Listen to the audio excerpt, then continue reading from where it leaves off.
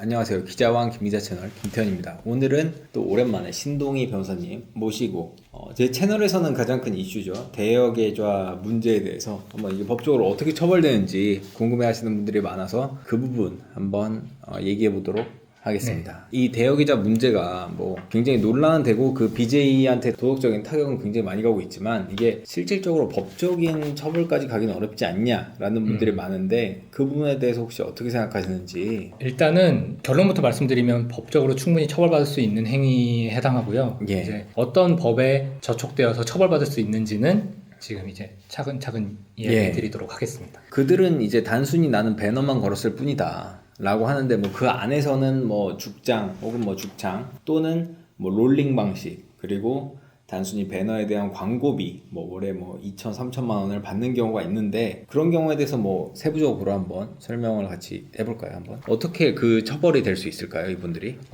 일단 제가 처벌에 대해서 설명드리기 전에 이 구조를 또 정확하게 모르고 계시는 분들이 있을 수도 있으니까 제가 간단하게 말씀을 드리도록 하겠습니다. 이게 원래 뭐 해외 선물 같은 경우에는 이 투자를 하기 위해서 일정 금액을 이제 예치를 하고 있어야 되고 증거금으로 예치를 하고 있어야 하고 그 다음에 그걸 하기 위해서 뭐 교육을 수료해야 되는 부분도 있습니다. 이렇게 해서 해외 선물 투자를 해야 하는데 물론 해외 선물 같은 경우는 교육이 필요 없는 부분도 있고 뭐 국내 선물은 교육이 필요합니다. 네네네. 그래서 이렇게 교육이 필요한 부분들도 있는데 그거를 보통 분들께서 큰 돈을 들여서 하기가 어려운 경우들이 있으니까 이러한 경우를 뭐 20만 원이면 20만 원, 30만 원이면 30만 원씩 넣어서 똑같은 그런 투자를 할 수 있는 그런 판을 만들어 놓은 사설 사이트들이 이렇게 존재하는 거예요. 그러면 내가 20만 원을 넣고 뭐 해외 선물 그래프를 어떻게 뭐 상승 그래프라든지 하향 그래프라든지 이런 것들에 걸어두면 배팅을 하는 거죠. 쉽게 말하면. 그러면 내가 걸어놓은 대로 그래프가 움직이면 배당금을 받고 그러니까 이거는 정식적으로 말씀드리면 투자라기보다는 도박에 가까운 거죠. 아니 아예 도박인 거죠. 네. 물론 이게 어떤 오일의 추세를 대부분 맞출 수 있다는 분도 있지만 이게 일반적으로 그냥 어떤 레버리지가 워낙 크기 때문에 거의 도박에 가까워진다라는 말씀을 하시는 것 같습니다. 이게 왜냐면 20만 원에 대해서 예를 들면 이게 1,500만 원의 증거금을 갖고 하는 베팅하고 50만 원의 증거금을 갖고 하는 베팅하고는 완전히 다른 문제니까. 그렇죠. 그런데 이제 그래서 제가 이제 설명을 이제 자세히 드릴 거예요. 그래서 이제 도박에 해당하는 겁니다. 이런 거는 어떻게 예상을 했다고 하더라도 결론이 정해지지 않은 것에 대해서 내가 약간의 운을 들여서 재물을 도한다는 게 거는 거거든요. 이렇게 거는 형태로 하는 것을 도박이라고 해요. 그런데 그런 도박을 처벌하는 경우가 있고 처벌하지 않는 경우가 있는 거예요. 그러니까 도박은 해당하는 거죠. 근데 이제 국가에서는 그걸 허락하는데 그렇죠. 왜 사설로 하면 불법이야? 라고 하는 경우가 이제 많은 댓글이 있습니다. 네, 그런 걸 따지기 시작하면 굉장히 복잡한데요. 뭐 예를 들면 잘 아시겠지만 스포츠 토토 같은 경우에도 국가가 하는 토토에 돈을 거는 거 외에는 사설 토토는 처벌받고 있잖아요. 그런 경우에 아니 어차피 토토는 국가에서도 하고 있는데 사설 토토가 왜 처벌이야? 라고 한다면 그거는 일단 그 법을 만들어진 법부터 다투기 시작해야 되는 거니까 어쨌든 그거는 다른 문제고 여튼 정해진 법체계 내에서 하지 말라는 행위를 한 건 맞는 거죠. 그러니까 국가에서 인증된 증권사 그렇죠. 증권사에서 하면은 합법인데 왜 사설에서 하면 불법이야 라고 하는 거는 큰 의미 없는 얘기다. 뭐 강원랜드에서 하면 합법이고 내가 저 강남 지하 바카라장에서 하면 왜 불법이냐 라고 하는 거는 큰 의미 없다.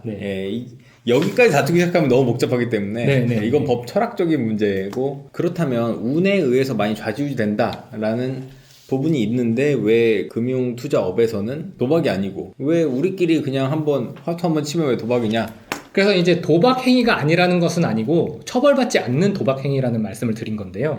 뭐 시간 되시는 분들 찾아보시면 되겠지만 이 자본시장법 제10조에 보면 다른 법률과의 관계라는 조항이 있습니다.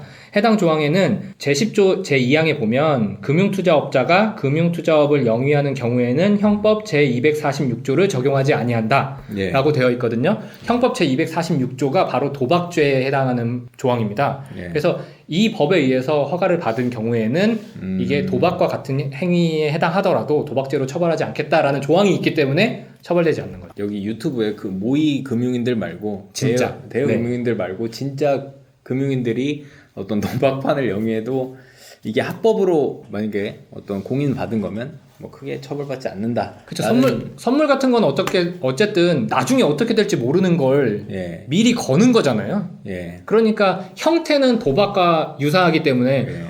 장래일을 돈을 걸고 결과에 따라서 배당을 받는 거면 넌 도박이야 라고 예. 처벌받을 여지도 있는 거잖아요. 그러니까 이 조항에서 형법 제246조의 적용을 막아놓은 거죠. 그래서 그걸로 처벌받을 위험성을 아예 이 법조항으로 가려놓은 거죠. 그렇다면 이제 이런 도박을 홍보를 했다, 이런 사이트 판을 만든 것을 홍보를 했다, 이것으로 처벌도 될 수 있나요?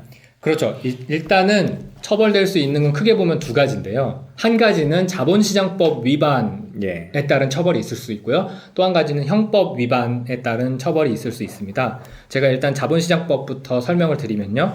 자본시장법 제373조에는 무허가 시장 개설 행위 금지 조항이 있습니다. 쉽게 말씀드리면 거래소의 허가를 받지 않고는 금융투자 상품 시장을 개설하거나 운영해서는 안 된다는 거예요. 지금 이 구조가 전형적인 이 자본시장법 제373조 위반 행위죠.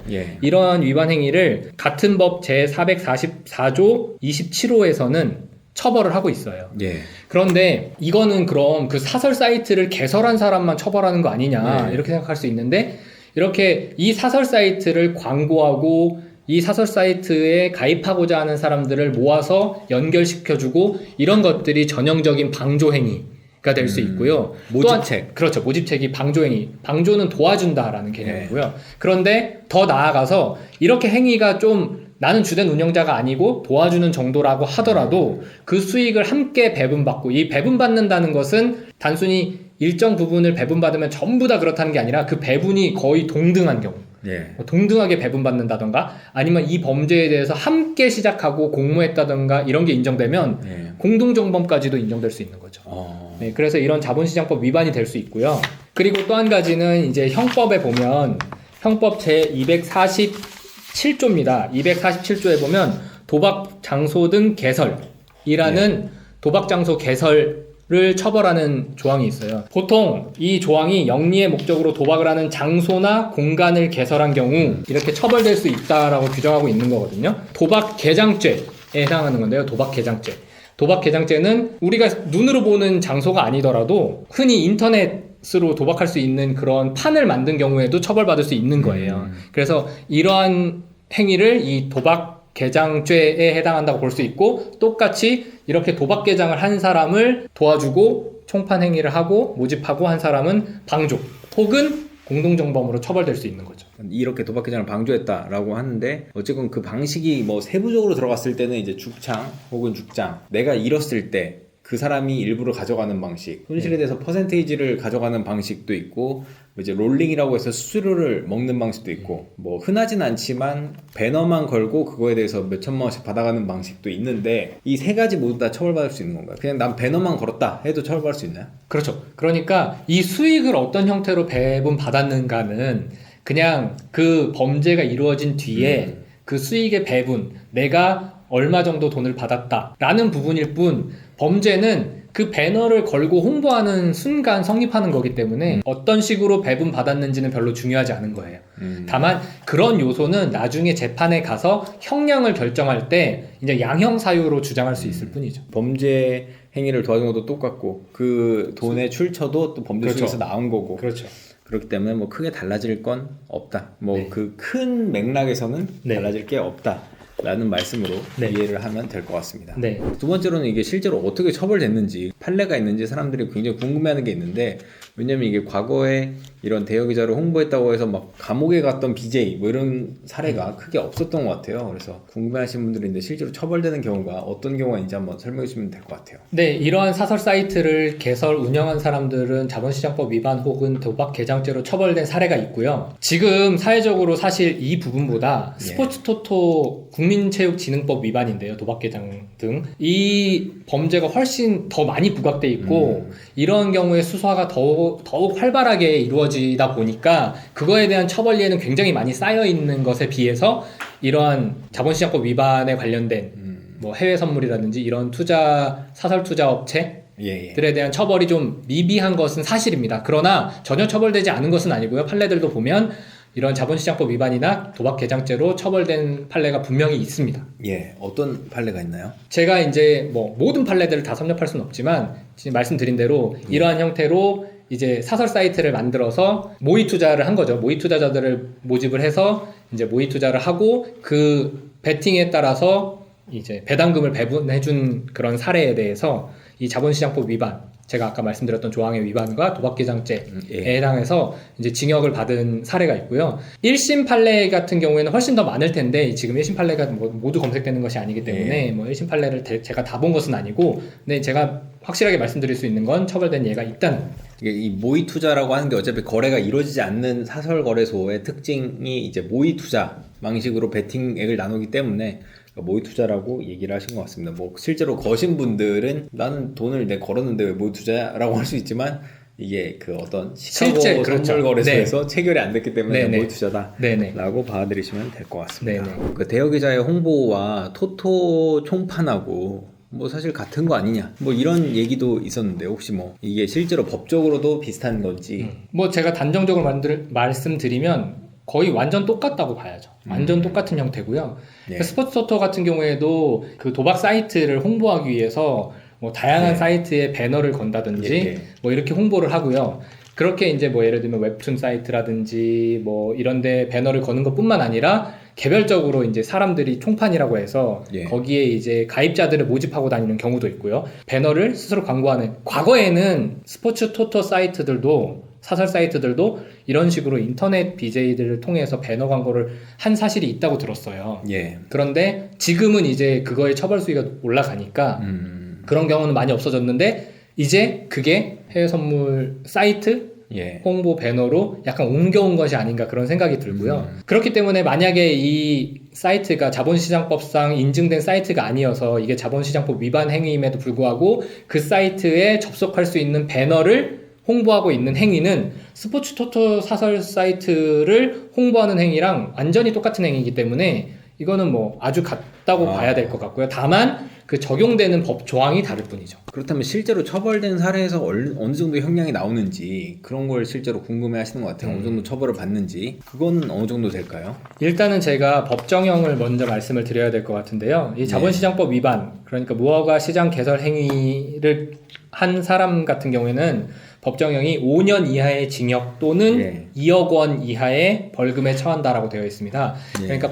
판사님께서 판단하시기에 낮게는 1월부터 높게는 5년까지의 범위 내에서 형을 선고할 수 있고요.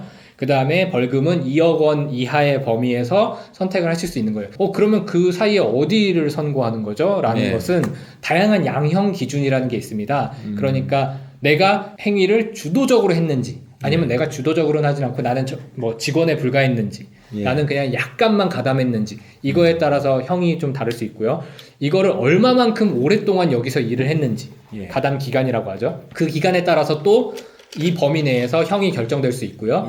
그런 다음에 또 이걸 통해서 얼마만큼의 이득을 얻었는지 그 이득액 또한 이 범위 내에서 고려할 수 있는 요소가 되고요. 그 외에 이제 뭐 반성의 태도를 보이는지 범죄를 인정하면 좋은데 나는 안 했다 계속하면 흔히 말하는 괘씸죄라는 게 있잖아요. 그것도 분명히 양형 고려 사유에 들어가거든요.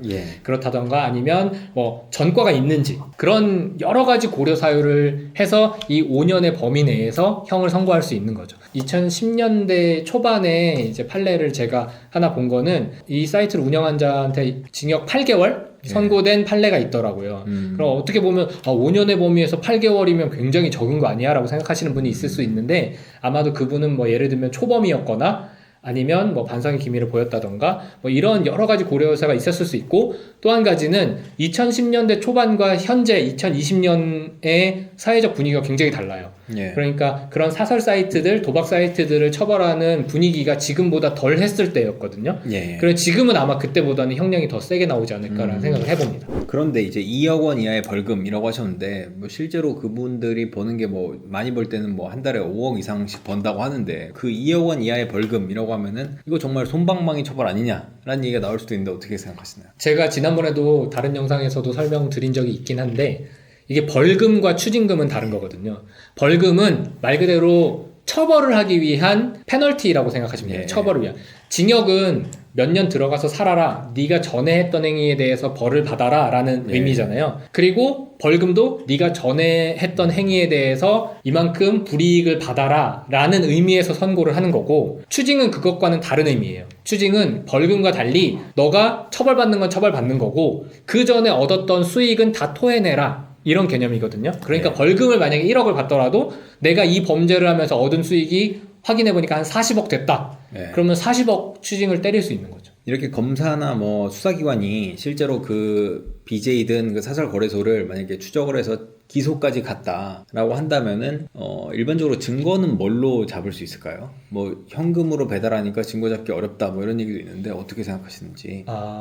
이게 그러니까 운영자로부터 돈을 배분받을 때 뭐 예. 현금으로 주고받고 했기 때문에 그 돈을 받았다는 증거가 없어서 예. 처벌하기 어렵지 않느냐라는 예. 말씀을 하시는 건데, 현금으로 주고받았기 때문에 그 수익이 얼마가 되느냐가 입증이 어려워서 나중에 추징해서 좀 어려움을 겪을 수는 있어요. 아마도 나는 실제로 20억 벌었는데 나는 뭐 1억밖에 못 벌었어요. 예. 계좌를 열어봤더니 없어. 다 현금으로 받아서. 예. 그러니까 증명할 수 없으니까 나는 1억밖에 안 벌었어요. 이렇게 할 수는 있겠죠. 그거는 추징의 문제이고 또 양형에 고려될 수 있는 사유이긴 하죠. 예. 그런데 이 범죄가 성립하는지 안 성립하는지는 그 돈을 배분받았느냐가 중요한 것이 아니라 그 사설 사이트를 홍보하는 행위를 했느냐 안 했느냐가 중요한 것이기 때문에 예. 그 홍보를 했는지는 돈을 나중에 배분받았는지와는 다른 문제잖아요. 배너를 걸면은 그냥 그 자체로. 그렇죠. 그 자체가 증거가 되는 거죠. 그러니까 그 배너를 걸었는지, 그 사이트를 어딘가에서 홍보를 하고 다녔는지가 네. 입증되면 일단 범죄는 성립할 수 있는 거죠. 그렇지만 이제 실질적으로 현금으로 배달됐으면 정말 그 내역까지 전부 다 잡기는 쉽지는 않다. 그렇죠.